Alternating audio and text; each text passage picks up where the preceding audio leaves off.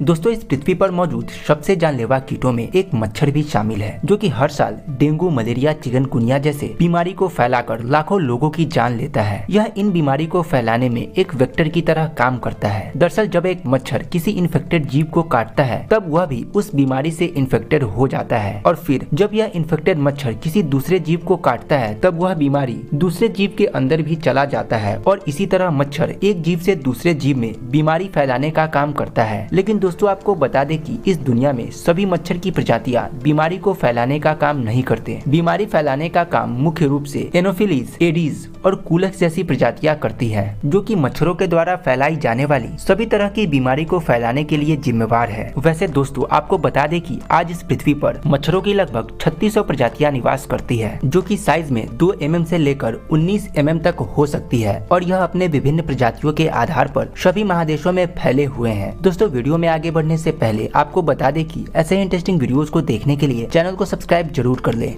दोस्तों एक मच्छर के जीवन चक्र की प्रक्रिया की शुरुआत इन दोनों के मिलन की प्रक्रिया के साथ शुरू होती है। मिलन की इस प्रक्रिया के बाद मादा के शरीर में अंडों का विकास शुरू होता है। दोस्तों आपको बता दें कि अंडों के विकास के लिए मच्छरों की कुछ प्रजातियों को खून की आवश्यकता होती है, क्योंकि खून में प्रोटीन, आयरन और अमीनो एसिड जैसी कई विटामिन और मिनरल्स मौजूद होते हैं, जो कि अंडों के विकास में एक अहम भूमिका निभाते हैं। दोस्तों यही कारण है कि केवल एक मादा मच्छर ही जानवरों के खून को पीती है, क्योंकि खून में मौजूद प्रोटीन से इन्हें अपने अंडों को विकसित करना होता है। दोस्तों वहीं आपको बता दें कि मेल मस्क्यूटो यानी कि नर मच्छर फूलों और पौधे के रस को अपने भोजन के रूप में ग्रहण करते हैं। दोस्तों मिलन की प्रक्रिया के बाद मादा के शरीर में अंडों का विकास होने में 1 से 2 दिन का समय लग जाता है, जिसके बाद मादा मच्छर तालाब, गटर, नालों और घरों के आसपास जमा हुए स्थिर पानी में लगभग 100 अंडे देती है, और इन अंडों को इसी हाल पर छोड़कर चली जाती है, जिसके बाद इन अंडों से लार्वा को बाहर निकलने में 1 से 2 दिन का समय लग जाता है। लेकिन कभी कभी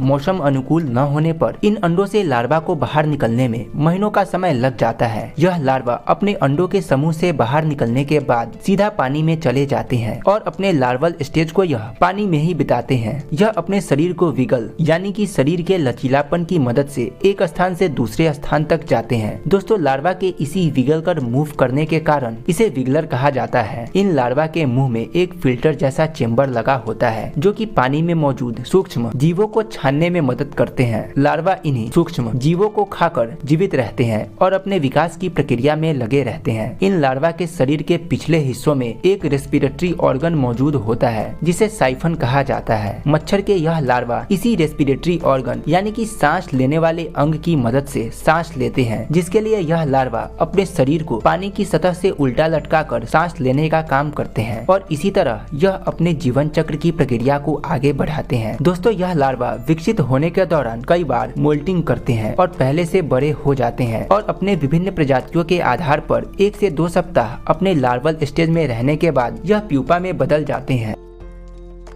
दोस्तों प्यूपा स्टेज के दौरान यह खाना पीना छोड़ देते हैं, लेकिन यह पूरी तरह से इनएक्टिव नहीं होते, क्योंकि यह अपने प्यूपा स्टेज में मूव करने में सक्षम होते हैं। प्यूपा स्टेज एक मच्छर के जीवन चक्र का वह दौर होता है जब इसके शरीर के विभिन्न अंगों का विकास एक मच्छर के रूप में होता है, जैसे कि आँख, पैर, पंख और एंटीना जैसे अंग। आपको बता दें कि मच्छर को प्यूपा स्टेज में टम्बलर कहा जाता है। प्यूपा स्टेज में 2 से 3 दिन रहने के बाद एक मच्छर प्यूपा के खोल को तोड़कर बाहर निकलता है, जिसके लिए यह प्यूपा पानी की सतह से जाकर चिपक जाता है और फिर धीरे धीरे अपने शरीर के अगले हिस्से से निकलना शुरू होता है। आपको बता दें कि प्यूपा के अगले हिस्से में एक मच्छर के आँख, पैर और एंटीना जैसे अंग होते हैं। वहीं पिछले हिस्से में पेट, प्रजनन अंग और उत्सर्जन अंग होते हैं, जो कि बाद में निकलते हैं। एक बार जब मच्छर अपने प्यूपा से पूरी तरह बाहर निकल जाता है, फिर यह अपने शरीर और पंखों को सुखाने के बाद उड़ जाता है।